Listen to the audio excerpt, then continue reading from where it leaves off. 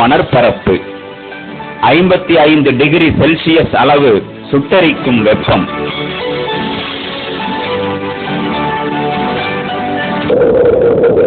சுவாசிக்கவும் கூட சிரமம் ஏற்படுத்தும் சுழன்றடிக்கும் மணற்காற்று, அனைத்தையும் மறைத்து விழுங்கி விடுகின்ற மணற்காற்று. தகுந்த பாதுகாப்பை ஏற்படுத்திக் கொள்ளவில்லை எனில் மரணத்தை வழங்குவதுதான் பாலைவனம். இந்த இடத்திற்கென பிரத்யேகமாக வடிவமைக்கப்பட்ட வாகனங்களால் மட்டுமே பாலைவனத்தின் சவால்களை எதிர்கொண்டு நிற்க முடியும். மணற்காற்றை சமாளிக்கவும் பாலைவனத்தின் மற்ற அச்சுறுத்தல்களையும் எதிர்கொள்ள உதவும் வாகனங்கள்தான் தயாரிக்கவும் வேண்டும். குறைந்த அளவு எரிபொருளும் நீரும் உபயோகித்துக் கொண்டுதான் நீண்ட பயணம் செய்யவும் வேண்டும். இந்த சிரமமான நிலைகளையெல்லாம் சமாளிக்கக்கூடிய ஒரு ஜீவன் உண்டு, அதுதான் ஒட்டகம்.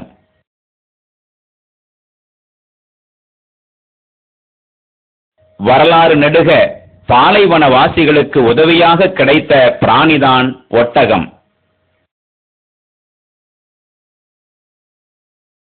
மற்ற பிராணிகளுக்கு பாலைவனத்தின் வெப்பம் மிக கொடுமையானதாகவே இருக்கும்.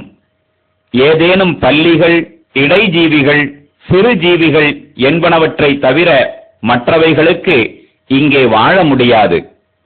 பாலைவனத்தில் நீண்ட நாள் வாழ முடிகின்ற ஒரே ஒரு பெரிய பிராணி ஒட்டகம் மட்டும்தான். ஒட்டகத்தை பாலைவனத்தில் வாழச் செய்ததோடு மனிதனுக்கு உதவும் விதமாகத்தான் அல்லாஹ் அதனை படைத்துள்ளான். ஒட்டகத்தின் படைப்பின் பக்கம் கவனம் செலுத்தச் சொன்னவாறு அல்லாஹ் கேட்கின்றான், أَفَلَا يَنظُرُونَ إِلَى الْإِبِلِ كَيْفَ خُلِقَتْ ஒட்டகம் எவ்வாறு படைக்கப்பட்டுள்ளது என அவர்கள் சிந்தித்து பார்க்க வேண்டாமா? ஒட்டகம் எவ்வாறு படைக்கப்பட்டுள்ளது என்று ஆய்வு செய்தால் அவைகளின் ஒவ்வொரு அமைப்பும் படைப்பின் அற்புதங்கள் என நம்மால் உணர்ந்து கொள்ள முடியும். பாலைவனத்தின் சுட்டெரிக்கும் வெப்பத்தில் மிக முக்கியமான விஷயம் நீர் அருந்துவதேயாகும். முடிவில்லாத மணற்பரப்பில் உணவு கிடைப்பதும் கூட சிரமம்தான். பசியையும் தாகத்தையும் அதிகபட்சமாக எதிர்கொள்ளக்கூடிய பிராணிகளால் மட்டுமே இங்கு வாழ முடியும். இதற்கு உதவும் வண்ணமாகத்தான் ஒட்டகம் படைக்கப்பட்டுள்ளது.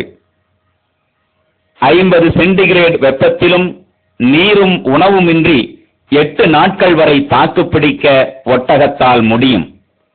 இந்த நீண்ட நாட்கள் இடைவெளியில் தண்ணீர் கிடைக்காத ஒட்டகம் தண்ணீர் ஊற்றை கண்டால் அதனை ஏராளமாக சேகரித்துக் கொள்கிறது. அதற்கான ஆற்றல் ஒட்டகத்திற்கு உண்டு. 10 நிமிடத்திற்குள் தனது உடல் எடையில் 1/3 பாகம் எடையுள்ள தண்ணீரை குடித்து முடிக்க ஒட்டகத்தால் முடியும். அதாவது 130 லிட்டர் தண்ணீரை ஒரே அடியாக அவை உறிஞ்சிக் கொள்ளும். ஒட்டகத்தின் சக்தி உற்பத்தி தளம் அதன் முதுகில் உள்ள மேடு போன்ற பகுதியாகும். இந்த பகுதியைத்தான் திமில் என்று சொல்லப்படுகிறது. 40 கிலோ வரை எடை கொண்ட கொழுப்பு அங்கே சேகரித்து வைக்கப்படுகிறது. இதன் உதவியால் உணவு உட்கொள்ளாமல் ஒட்டகம் நாட்கணக்கில் பயணம் மேற்கொள்ள முடியும். பாலைவனத்தில் விளையும் அதிகமான உணவு வகையும் காய்ந்ததாகவும் முள் கொண்டதாகவும் இருக்கும். ஆனாலும் ஒட்டகத்தின் ஜீரண அமைப்பு இதனை ஏற்றுக்கொள்ளக்கூடியதாகும். ஒட்டகத்தின் நாக்கும் பற்களும் கூர்மையான முள்ளையும் கூட இலகுவாக அரைக்க தோதுவான விதத்தில் உள்ளவைதான். அதன் ஜீரண அமைப்பு பிரத்யேக விதத்தில் டிசைன் செய்யப்பட்டதாகும். பாலைவனத்தின் ஏகதேசம் எல்லா செடிகளையும் மெல்லக்கூடிய விதத்தில்தான் அதன் சாப்பிடும் முறையும் கூட.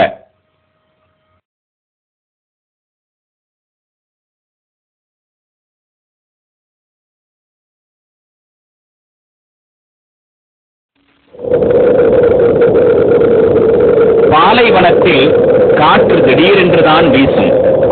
சுழன்றடிக்கும் மணல் மூச்சு திணறலை ஏற்படுத்தும். இந்த சிரமமான சூழ்நிலையை எதிர்கொள்ள பிரத்யேக பாதுகாப்பு அமைப்பை ஒட்டகத்தில் இறைவன் ஏற்படுத்தியுள்ளான். ஒட்டகத்தின் கண்ணிமைகள் காற்றிலிருந்தும் புழுதியிலிருந்தும் பாதுகாக்கிறது. அதாவது சுதாரித்துக் கொண்டு கண்களை இறுக மூடிக்கொண்டாலும் ஒட்டகத்திற்கு பார்வை திறன் கிடைக்கிறது.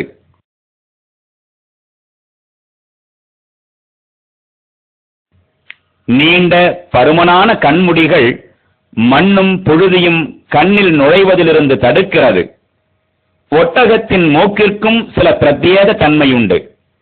மணற்காற்று வீசும்போது மூக்கு துவாரங்களை பிரத்யேக மூடி உபயோகித்து அடைத்துக் கொள்ள அவைகளால் முடியும்.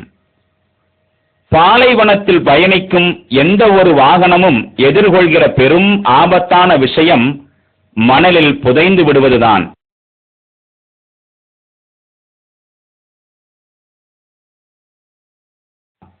ஆனால் ஒட்டகம் இத்தகைய ஆபத்துகளை கவனமாக தவிர்த்துக் கொள்கிறது.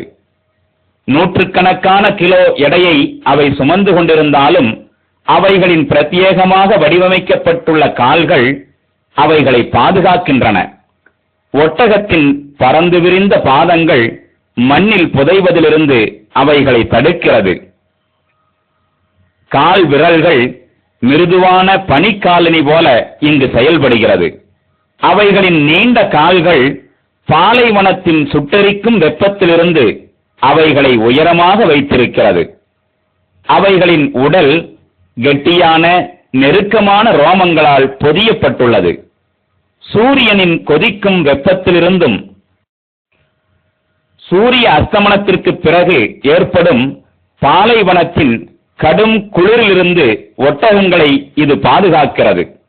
அவைகளின் உடலின் சில பகுதிகள் கெட்டியான பாதுகாப்பு முறையால் இணைக்கப்பட்டுள்ளன. இது அவைகளின் மேல்புற தோலை வெப்பத்திலிருந்து பாதுகாக்கிறது. இத்தகைய மேற்புற தோலுடனேயே ஒட்டகம் பிறக்கிறது என்பதே ஒட்டகத்தின் படைப்பு பரிபூர்ணத்துவத்தை வெளிப்படுத்துகின்றது. நாம் இங்கே விவரித்த ஒட்டகத்தின் பல்வேறு குணாம்சங்களை மேலும் ஒருமுறை கவனியுங்கள். தாகத்தை எதிர்கொள்ளக்கூடிய பிரத்யேக அம்சங்கள், உணவு உட்கொள்ளாமலேயே நீண்ட நாள் தாக்குப்பிடிக்க உதவும் திமில், மணலில் கால் புதைந்து விடாதிருக்க உதவும் பாதங்கள், மணற்காற்றிலிருந்து பாதுகாப்பளிக்க சுதாரித்துக் கொள்ளும் கண்ணிமைகள், நாசி துவாரங்களை மணற்காற்றிலிருந்து பாதுகாக்கின்ற அமைப்பு முறை, வாயினுடையவும் நாக்கினுடையவும் பற்களினுடையவும் பிரத்யேக அமைப்பு, முட்களுடைய பாலைவன தாவரங்களை உட்கொள்ளும் சாத்தியமாகுதல், இவைகளையெல்லாம் விட கொதிக்கும் வெப்பத்தை தாங்கும் உடல் அமைப்பு, பெரும் வெப்பத்திலிருந்து பாதுகாப்பு வழங்கும் தோலினுடைய பிரத்யேகமான பருமன், வெப்பத்தையும் குளிரையும் எதிர்கொள்ள உதவும் பிரத்யேகமாக உருவாக்கப்பட்ட ரோமங்கள், இவைகளெல்லாம் பரிணாமவாதத்தின் யுக்தியினால் விளக்க முடிகின்ற காரியங்கள் அல்ல. இவையெல்லாம் ஓர் உண்மையை விளம்பரம் செய்கின்றன. பாலைவனத்தில் வாழவும் அங்குள்ள மனிதர்களுக்கு சேவை செய்யவும் பிரத்யேகமாகத்தான் ஒட்டகம் படைக்கப்பட்டுள்ளது என்கிற உண்மையை, சர்வ வல்லமையுள்ள இறைவனின் படைப்பாகும் ஒட்டகம் என்கிற உண்மையை, கடல்களின் அடி ஆழத்திலிருந்து சுட்டெரிக்கும் பாலைவனம் வரையும் அமேசானின் அடர்ந்த காடுகளிலும் காணும் நிகழ்வுகளை நாம் இந்த திரைப்படம் வாயிலாக விளக்கினோம். இந்த பயணத்திற்கிடையே நாம் முக்கியமானதோர் உண்மையை விளங்கியுள்ளோம். பிரபஞ்சத்தின் எல்லா திசைகளிலிருந்தும் அல்லாஹ்வின் ஆற்றலும் படைப்பு திறனும் நமக்கு காண கிடைக்கின்றது என்கிற உண்மையை. அவனது அறிவு அனைத்து பொருட்களின் மீதும் சூழ்ந்திருக்கின்றது. பரிசுத்த குர்ஆன் தெளிவுபடுத்துகின்றது. இன்னமா இலாஹுகுமுல்லாஹு அல்லதீ லா இலாஹ இல்லா ஹுவ வஸிஅ குல்ல ஷைஇன் இல்மா. மக்களே, உங்கள் இறைவன் அல்லாஹ் ஒருவன்தான். அவனை தவிர வேறு இறைவன் இல்லை. அவனுடைய அறிவு அனைத்தையும் உள்ளடக்கியுள்ளது. வணக்கமும் வழிபாடும் சர்வ வல்லமையுள்ள அல்லாஹ்வுக்கு மட்டுமே தகுதியானது எனும் தத்துவத்தை இஸ்லாம் மனிதகுலத்திற்கு முன் வைக்கின்றது. உண்மையில் ஆராதனை செய்யப்பட தகுதியானவன்